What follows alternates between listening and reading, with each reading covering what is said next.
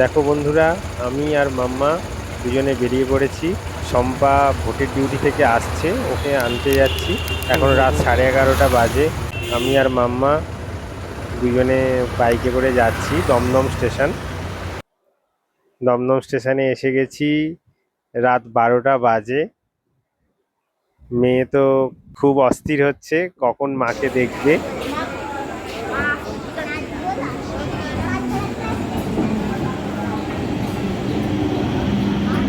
শম্পা এসে গেছে। মেয়ের খুশিটা দেখো, কত খুশি। একদিন মা ছিল না, মাকে পেয়ে খুব খুশি আজকে। দেখো মাম্মা আর অরিজিৎ দুজনেই চলে এসেছে স্টেশনে আমাকে নিতে। মাম্মা তো আমাকে দেখে এত জোরে দৌড়ে এসে জড়িয়ে ধরলো, কি বলবো।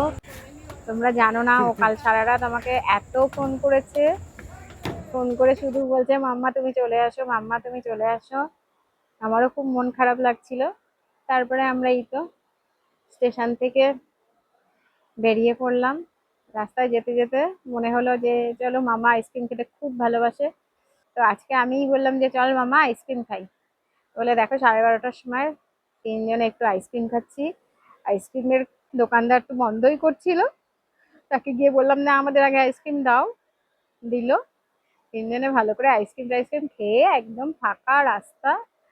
চলো এবার আমিও বাড়ি ফিরি। টাটা। Good night. সবাই ভালো থেকো।